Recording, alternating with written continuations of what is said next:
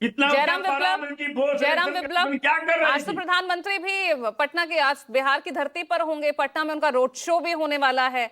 आज क्या बोलेंगे जंगल राज पर? पूजा जी समय दीजिएगा, कुछ बहुत गंभीर बातों का जिक्र होना जरूरी है। बहुत अच्छा विमर्श राजीव जी ने उठाया, वहां से मैं शुरुआत करता हूं। उन्होंने अच्छी बात कही, लेकिन एक दृश्य इस प्रकार से भी विश्लेषण करने का है कि अगर राजद की सरकार होती और हाँ। तब उनके प्रत्याशी पर अगर आरोप लगते तो नामजद एफआईआर होता क्या? क्या कभी उसकी गिरफ्तारी होती या उसको सत्ता से संरक्षण मिलता? तुरंत ही बचाव में खड़े हो जाते ये लोग। तो ये जो दृश्य है वो सबके सामने है।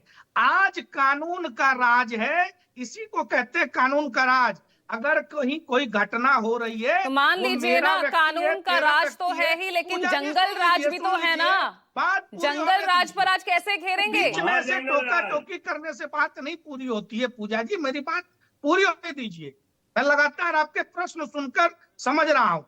जंगल राज और कानून के राज में यही फर्क होता है। जंगल राज के समय में सीएम से लेकर के इनके विधायक, सांसद सभी अपराधियों के संरक्षण में खड़े हो जाते हैं, प्रशासन पर दबाव बनाते हैं। लेकिन कानून का राज, अगर कहीं कोई अपराध, कहीं कोई घटना होती है, कानून का राज होता तो 40-50 लोगों का जो काफिला, 40-50 गाड़ियों का काफिला यू कैंपेनिंग के बीच आचार संहिता का उल्लंघन नहीं होता। कानून का राज होता तो दुलारचंद यादव की हत्या नहीं होती। कानून का राज होता तो एएसआई का सिर काटकर उसकी हत्या नहीं की जाती। चश्मा पूजा जी, कानून का ही राज है, इसलिए अगर कोई उल्लंघन हो रहा है तो उसकी गिरफ्तारी हो रही है।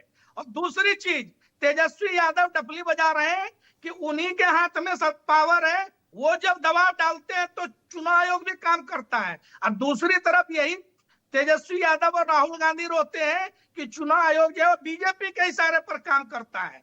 तो ये लोग पूरी तरह से कंफ्यूज लोग हैं, इनके पास अपने जंगल राज का जवाब देने का कोई तथ्य नहीं है, इसलिए लगातार इस तरह की घटनाएं रोज 8 हत्याएं हो रही है जयराम विप्लव। आज भी बिहार में 8 हत्याएं हर रोज हो रही है। ये आंकड़ा तो आपके पास अब तक पहुंच चुका होगा, इतनी चर्चा हो चुकी है मोकामा मर्डर के बाद। पूजा जी, कल भी हमने, ये परसों भी इस पे बहुत बहस की थी गरिमा जी के साथ, और उनको बताया था पूरे देश और दुनिया में बहुत तरह की अपराध होते हैं। अरे तो अब तो आपके प्रत्याशी, आपका एनडीए प्रत्याशी ही मुख्य आरोपी है हत्या के मामले में। अब आप बताइए ना, अब क्या कहेंगे? चलेगा?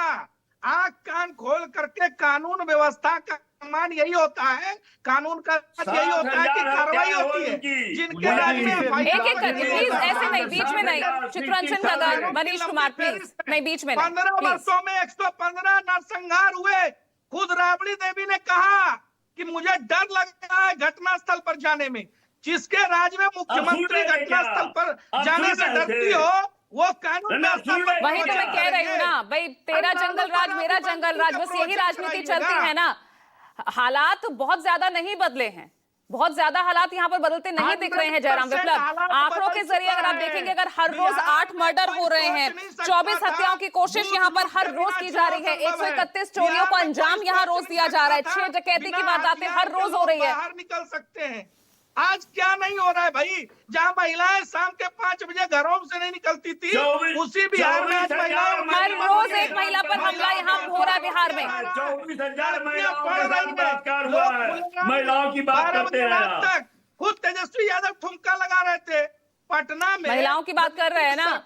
रेप के मामलों में 2005 से अब तक, और पहले की स्थिति में आपको बता दूं जयराम जी, नहीं नहीं ऐसे नहीं ना, धारा प्रवाह बोलते जाएंगे, सवाल सुनेंगे नहीं। मौका मैंने आपको दिया, अब आप सुन लीजिए ना। जिन आंकड़ों की आप बात कर रहे हैं, महिलाओं की सुरक्षा की अगर आप बात कर रहे हैं, तो यहां पर साल 2005 तक 973 रेप के केसेस दर्ज किए गए, जो एनसीआरबी का आंकड़ा है 2022 तक का। 2022 तक यानी आपके जो 20 साल का जो सुशासन रहा, 881 मामले रेप के दर्ज हुए। अब आप बताइए, कोई बहुत फर्क तो है नहीं ना? बिल्कुल फर्क है। एक तो पहले डिक्लाइन आपके आंकड़े में भी दिख रहा है, दूसरी बात है कि आज मामले दर्ज हो रहे हैं और उस पर कार्रवाई हो रही है। एक बहुत चर्चित उदाहरण बताता हूँ, चंपा विश्वास का कांड देख लीजिए। आईएएस की पत्नी, उसकी नौकरानी, उसकी सास के साथ बलात्कार किया सत्ता संरक्षित इनके नेताओं ने, और कार्रवाई तक नहीं हुई, कोई गिरफ्तार बोलिए नहीं हुआ, चित्ररंजन गगन बोलिए। ठीक है, मुख्यमंत्री ने धमकाया का मामला यह कर रहे और तुलना करिएगा आज से। रुकिएगा जयराम जी, रुकिएगा ना, जवाब ले लीजिए। इनके राज में, इनके सरकार में इनकी पुलिस ने कहा कि यह जो है लव अफेयर्स का मामला था।